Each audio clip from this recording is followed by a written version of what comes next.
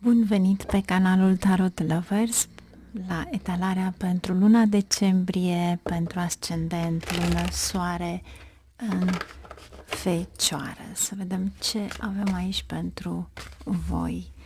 Dacă rezonați, vă rog să vă abonați, pentru că din câte se vede din statisticile canalului, 70% din cei care vizionează, mă urmăresc, nu se abonează și pentru noi pentru mine personal, este un semn de încurajare, de sprijin și vizibil. Ne vedem și noi că vorbim în limba română. Conținutul limbei române a rămas în umbră.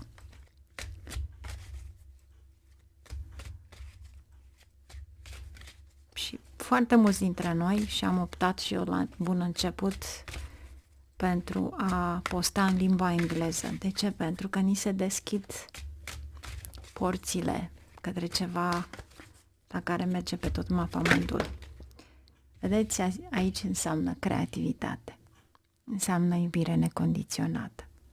Pe voi nu vă costă nimic decât pur și simplu un gest extraordinar de frumos din partea voastră. Și o încurajare pentru mine. Asul de cupe. Se reînnoiește ceva în viața voastră. Fie este cariera, talentul pe care îl aveți, fie ceva la care ați visat foarte mult sau ceva la care voi iubiți extraordinar de mult. Este ceva la care v-ați pus chiar, cum să zicem, totul, ați depus toată energia voastră.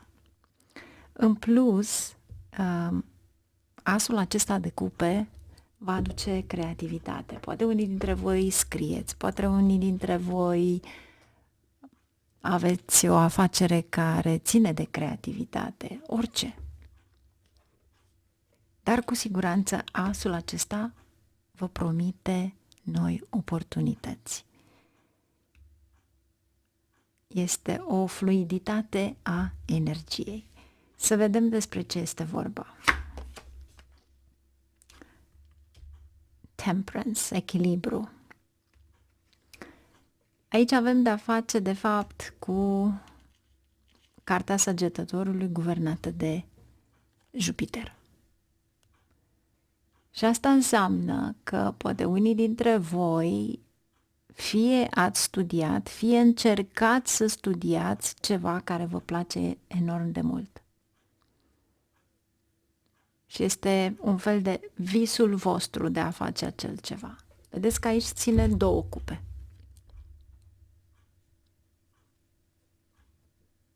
Deci, cu siguranță, aici are de-a face cu ceva ce ține de voi.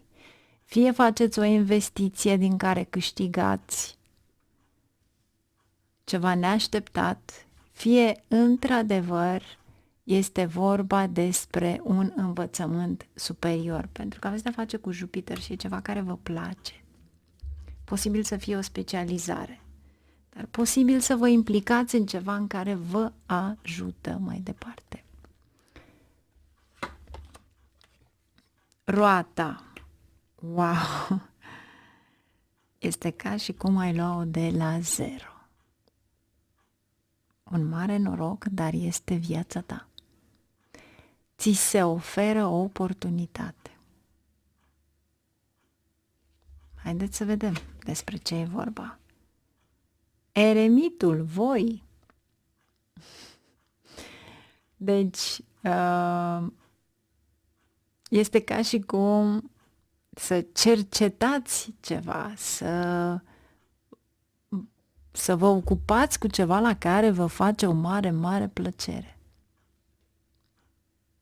Iar aici, cu siguranță, vedeți, sunteți față în față cu roata și cartea lui Jupiter, din talentul pe care îl aveți sau ceea ce vă place să faceți, este șansa voastră de a câștiga faimă. posibil pentru unii dintre voi prin rețelele sociale. Să vedem mai departe. Da? Câștigați faimă și recunoaștere. Aveți aici un 6 de bâte. Ce avem aici? Lumea. Pentru unii poate fi o călătorie de afaceri. Pentru alții poate fi o oportunitate în străinătate, unii legat poate de acest învățământ superior. Da, 8 de monede, învățământ superior, magicianul, Mercur, comunicare, o planificare, judecata.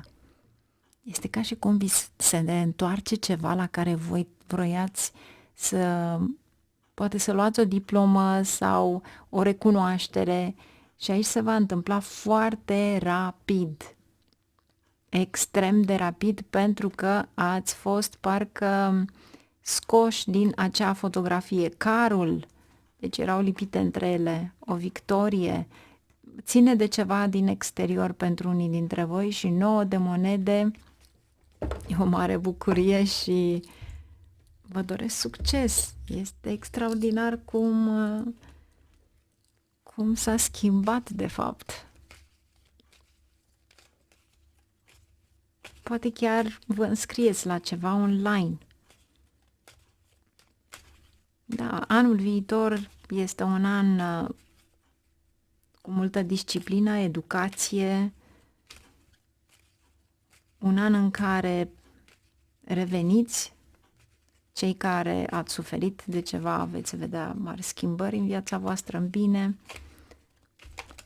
și bineînțeles sunt și remedii care vă pot îmbunătăți anul 2026, care este anul cu numărul 1. Cei care doresc, sunteți invitați să veniți pe webinar 13 decembrie. Va fi extraordinar de frumos. Regele de săbii și 3 de săbii. Cineva care v-a dezamăgit complet. Aici este o mare dezamăgire. Poate fi o dezamăgire în privința muncii pe care o faci, poate fi o dezamăgire la care chiar nu te-ai așteptat și mai ales din partea oamenilor, pentru că asta este regele de spade, ceva care are de-a face chiar și cu o nedreptate. Deci, dacă eventual în această perioadă aveți de-a face, știu eu, cu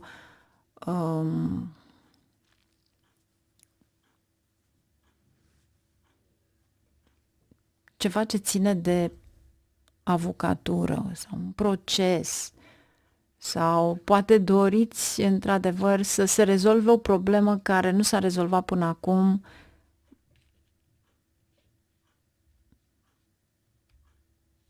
posibil să fie o problemă de proprietate, dar eu v-aș spune că în perioada asta nu este nimic favorabil ceea ce ține de un proces juridic, da? Pentru că avem regele de spade și 3 de spade. Aici este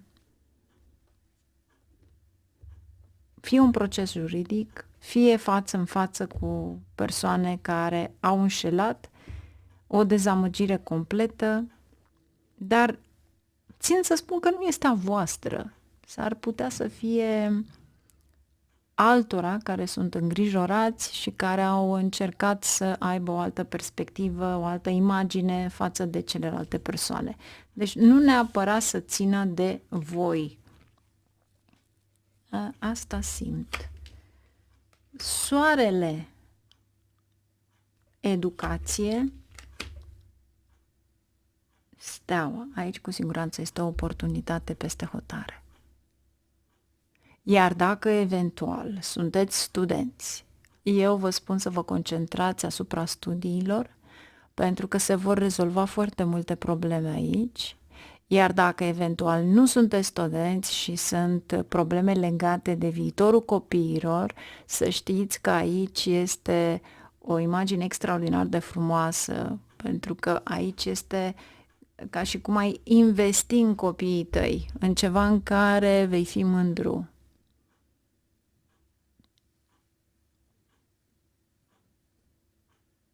Și soarele, bineînțeles, îți aduce sănătate, educație, disciplină. Împreună cu Jupiter, cu siguranță este vorba despre educație. Steaua, Vărsătorul, guvernat de Saturn. Poate unii dintre voi vă aduceți aminte când spuneam eu din astrologia vedică, dar oriunde, asta este valabilă și în western, întotdeauna trebuie să știți că Jupiter este debilitat în Capricorn. Capricornul ține, deci nu are nicio idee de aici, veți spune, nu. Capricornul este, de fapt, guvernat de Saturn, la fel ca și Vărsătorul.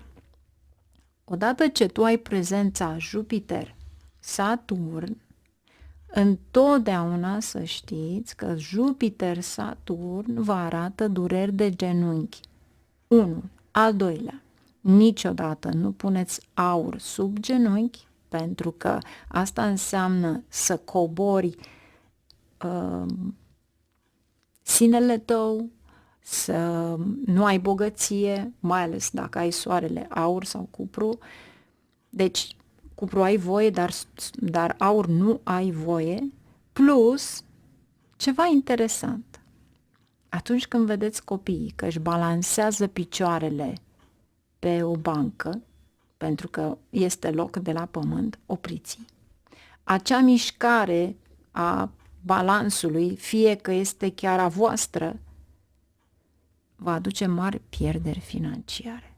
Pentru că voi mișcările pe care le faceți, fie cu mâinile, fie vorbele, ceea ce faceți, acel lucru manifestați.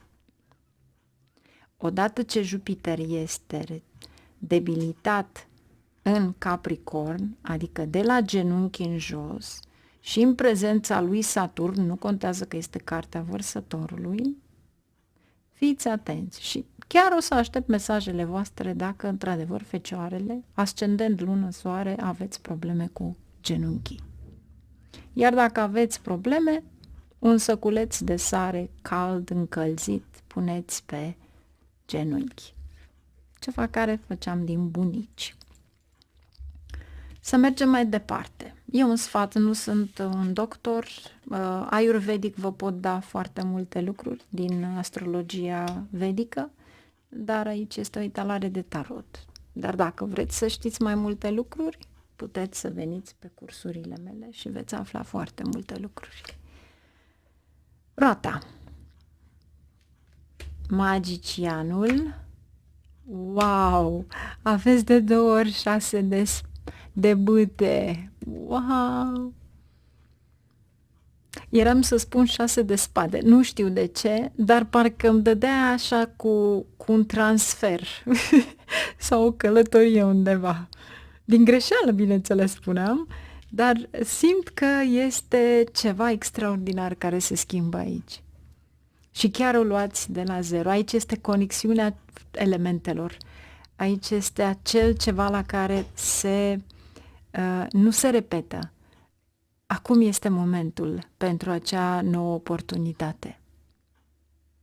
Sau, dacă eventual investiți în ceva nou, fiți foarte, foarte atenți, cercetați despre ce este vorba, dar cu siguranță aveți succes. Eremitul. 8 de monede, lumea. Vorbeam de Saturn, aici avem lumea Saturn,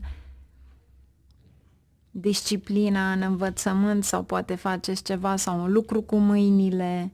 Eremitul este, în primul rând, imaginea voastră, este semnul vostru zodiacal și aveți un dar aparte de a face lucruri frumoase cu mâinile sau, deci, pentru unii dintre voi, poate, într-adevăr, faceți ceva care să vă aducă beneficii financiare extraordinar de bune, iar aici avem 6 de bâte, diavolul și 3 de bâte.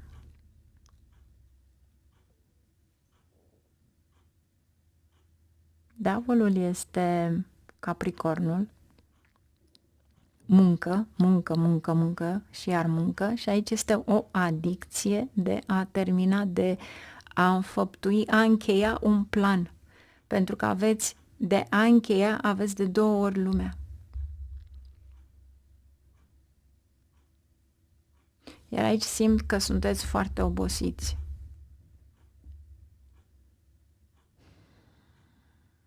Este ca și cum ți se cere să te lași de ceva la care să-ți dea mai multă libertate. Wow! Avem roata, asul de cupe, ceva neașteptat, o schimbare extraordinar de frumoasă. Vedeți că se repetă asul de cupe, roata, roata. Iar aici aveți 4 de săbii care vă spune într-adevăr să vă odihniți. Vreau să clarific, deci voi scoate pur și simplu o carte, regele acesta de săbii cu acest 3 de săbii, cavalerul de cupe.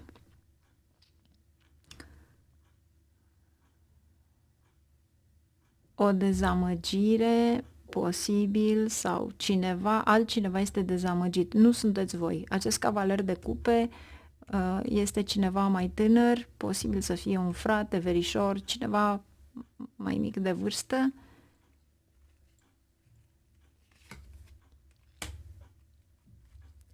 Deci, încă o dată, nu este energia voastră și nebunul.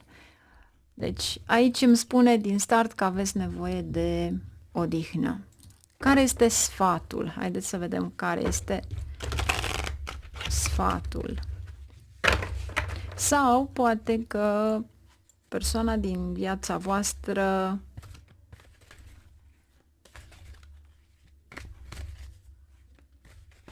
simte că nu sunteți prea mult prezenți în viața lor, dar aici este carieră, muncă, lumea, 8-ul acesta de monede, magicianul, 3 de bâte, Doamne, carul și judecata, da.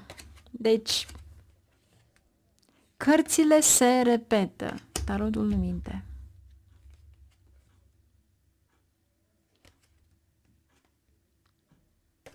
Vă îndreptați către ceva mistic, pentru că aveți magicianul. Aveți aici magicianul, aveți și aici magicianul și aveți cucuveaua care vă aduce abundență. Iar aici aveți iarăși magicianul.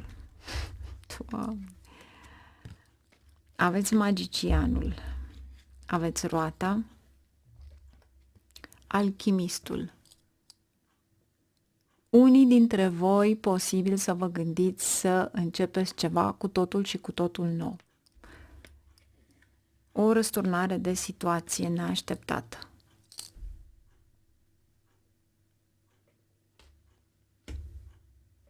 Am senzația că spuneți că trebuie să încheiați ceva, este ca și cum Saturn, este o pierdere de timp pe ceva. Și veți schimba totul.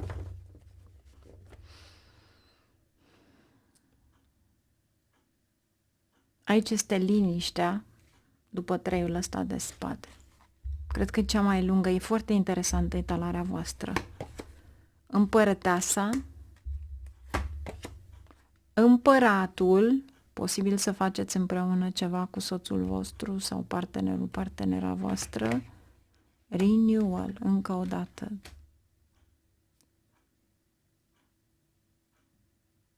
Deci aici este perechea, iar aici se schimbă ceva extraordinar în viața voastră.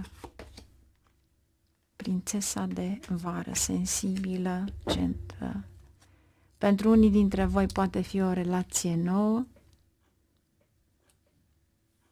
pentru alții poate fi ceva extraordinar de frumos care începeți. Aici e o surpriză, surpriză la care voi nu vă așteptați, fie un mare noroc, e o surpriză. Voi aștepta mesajele voastre. Până la sfârșitul lunii sper să-mi trimiteți și mie un comentariu. Numai bine, la revedere, vă mulțumesc că sunteți alături de mine. Nu uitați să vă abonați și să activați clopoțelul, dacă bineînțeles simți că rezonezi. Și bineînțeles să încerci să, la rândul tău, să înțelegi că și noi avem nevoie, adică eu, dar mulți dintre noi avem nevoie de acea încurajare, sprijin și vizibilitate. Numai bine, la revedere!